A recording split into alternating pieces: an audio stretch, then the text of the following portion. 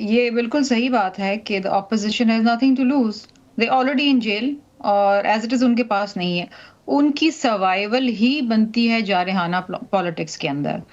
اگر تو وہ کمپلیسنٹ بن کے بیٹھ جاتے ہیں اور چیزیں مان لیتے ہیں تو پھر ظاہری بات ہے ان کی بھی سیاست ختم ہو جائے گی. اور جو ایک طرز سیاست ہے خان صاحب کی وہ جارحانہ ہے، گالم گلوچ، افراتفری، مار دھاڑ، تو وہ ایک ٹریڈ مارک ہے نا پی ٹی آئی کا، پھر وہ ختم ہو جاتا. لیکن میں آپ کو ایک بات بتا دوں کہ ریاست سے آپ نہیں لڑ سکتے. ریاست کے پاس بہت طاقت ہوتی ہے اور بڑی بڑی جنگیں جو ہیں نا وہ ٹیبل پر ڈائلاگ کے ذریعے ہی حل ہوئی ہیں. آپ دیکھ لیجئے اور کیا ہوا، جنگ لڑی، بڑی جارحانہ جنگ لڑی، لیکن ایونچولی تو مذاکرات پہ بیٹھ کے گیو اینڈ ٹیک ہوا، پھر سیز فائر ہوا نا. سو آئی تھنک وہ تو ایک طرفہ اگر تو ظلم ہے، اس کو جنگ تو میرا خیال سے نہیں کہیں تو بہتر ہے، کیونکہ وہ ایک طرفہ میں ظلم کہہ رہی ہوں اسرائیل تو جنگ لڑ رہی تھی نا، اسرائیل نے تو جارحانہ جنگ لڑی نا، زیادتی کری، لیکن ایونچولی اسرائیل کو بھی آ کے سیز فائر کرنا پڑا نا ایونچولی. کب تک لڑتے ہیں، لیکن کب شمیر تک صاحب مارتے ریاست لوگوں میں کو. تو بہت سارے عنصر، ریاست میں تو ہم بھی چوتھا ستون کہلاتے ہیں، ریاست میں تو عدلیہ بھی ہے، ریاست میں تو عوام بھی ہے. آپ یہ جو ریاست کی بات کر رہی ہیں اس کو تھوڑا سا ڈسکرائب کریں گی میرے لیے کہ ریاست، کیونکہ ان کے دیکھیے ساتھ عوام ریاست کی از اے طاقت ہے اسٹیٹ، تو صحیح.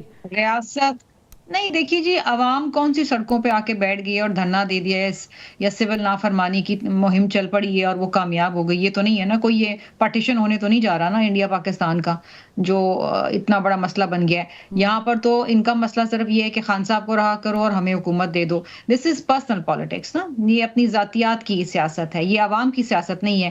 کون سا یہ سڑکوں پہ نکل گئے کہ عوام کے بجلی کے بلوں میں کمی کریں یا کھانے پینے کی اشیاء میں کمی کریں، یا کون سا یہ سڑکوں پہ نکل گئے کہ خرم کے اندر جو 126 بچے جو ہیں بیچارے جاں بحق ہو گئے بیکاز وہاں دوائیاں نہیں پہنچ سکی. کون سا انہوں نے اس کے لیے دھرنا دے دیا؟ عوام کی خاطر تو نہیں نکلے باہر، تو عوام ان کی خاطر کیوں نکلے گی باہر؟ آپ مجھے بتائیے. ٹھیک، آپ بات یہ سمجھتی ہے ہیں کہ کہ مولانا فضل الرحمان صاحب آپ اگر چلے جاتے ہیں پی ٹی اے کے ساتھ، یہ ایک مفروضہ ہے، مفروضے پہ بات کر رہے ہیں، پہلے بھی پی ٹی اے نے کوشش کی ہے، اگر ہو جاتا ہے تو یہ آپ لوگوں کے لیے بڑا نقصان دہ نہیں ثابت ہو جائے گا؟ دیکھیے جی، مولانا صاحب کا ان کے ساتھ جانا آف کورس ایک سپورٹ تو ضرور ملے گی، لیکن مولانا صاحب بھی اس طرح کسی کی سیاسی چاہ کے لیے یا ایک خواہش کے لیے تو نہیں جوائن کریں گے نا. مولانا صاحب اگر جوائن کریں گے تو عوام کی کوئی مسائل ہوں گے ان کے لیے کریں گے. یہاں پر تو عوام کے مسائل نہ پارلیمان میں اٹھاتے ہیں، نہ کسی اور کو اٹھانے دیتے ہیں، نہ سڑکوں پہ اٹھاتے ہیں. تو بات یہ ہے کہ گورنمنٹ کے پاس آف کورس گورنمنٹ کو فیور کرتا ہے کہ اگر مذاکرات ہوں، because government need stability, political stability for economic revival. اور یہ ہمیشہ جو انکمبنٹ گورنمنٹ ہوتی ہے اس کی مجبوری ہوتی ہے کہ اپوزیشن کو ایک ڈائلاگ میں انگیج رکھنا. I still feel کہ sooner than later ان کو آ کے بات چیت کرنی پڑے گی. ٹھیک ہے، سونر اور لیٹر ان کو آ کر بات چیت کرنی پڑے گی.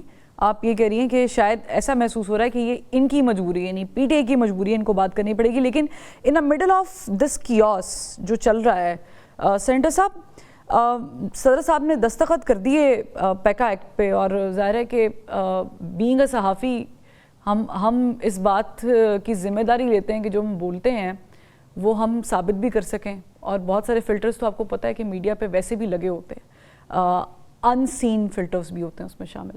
آپ سمجھتے ہیں کہ یہ جو اسٹریٹجی گورنمنٹ نے اپنائی ہے، یہ جس طریقے سے سب کچھ ہوا ہے فارمولیٹ، یہ پاکستان کی صحافت کے لیے بہتر ہے؟ کیونکہ سراپا احتجاج ہیں صحافی اس پہ اور اسے متنازع قرار دے رہے ہیں. یہ نہ تو صحافت کے لیے بہتر ہے اور نہ کوئی پاکستان کی دستوری لائف میں جو ہے یہ کوئی ایسا اچھا اضافہ ہے.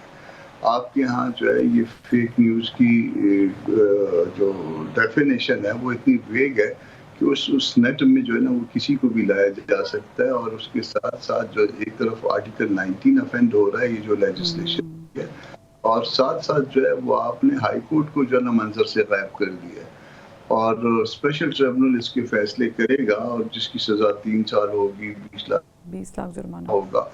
اور اس کے بعد جو ہے وہ پھر معاملہ صرف سپریم کورٹ جا پائے گا، اور سپریم کورٹ میں 5 سال آپ انتظار کریں گے، اس وقت تک سزا آپ کی پوری ہو گئی ہوگی.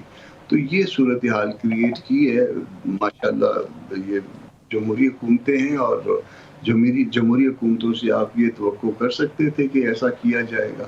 اور جس طرح سے ہم نے اس کو اپوز کرنے کی کوشش کی گئی، اس کو بھی بلڈوز کر کے مولانا صاحب نے بھی اس پہ کردار ادا کرنے کے لیے آصف علی زرداری صاحب سے رابطہ کیا تھا، شاید ریکویسٹ بھی کی ہوگی، تو معلوم ایسا ہوتا ہے کہ میں موجود تھا کل رات کو، رابطہ کیا تھا مولانا صاحب نے اور ان کو ریکویسٹ کی تھی کہ اس میں جو ہے یہ جو لیجسلیشن ہے یہ درست نہیں ہے، تو انہوں نے کہا کہ نقوی صاحب کو آ جانے دے، نقوی صاحب کے ساتھ بیٹھ کے پھر معاملات جو ہے وہ کر لیں۔ تو میں نے پھر کنوے بھی کر دیا صحافیوں کو، دوستوں کو، ظاہر ہے میں لے کے گیا تھا ان کو مولانا صاحب کے پاس، اور میں نے کنوے بھی کر دیا، اور اب یہ کہہ لیجئے کہ یا میں لیٹ ڈاؤن ہوا ہوں یا میں غلط کہہ رہا ہوں یا پھر میں ہی غلط کہہ رہا ہوں۔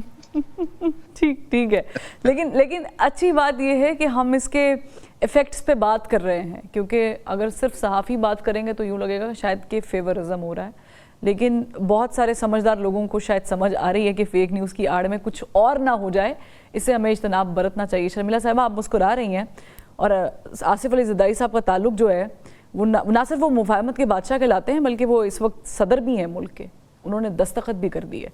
آپ نہیں سمجھتی پاکستان پیپلز پارٹی اس میں حکومت کے ساتھ بات چیت کر سکتی تھی، اور جس طرح مولانا صاحب کی بھی بات ہوئی صدر صاحب سے، یہ بڑا انتہائی قدم نہیں ہو گیا؟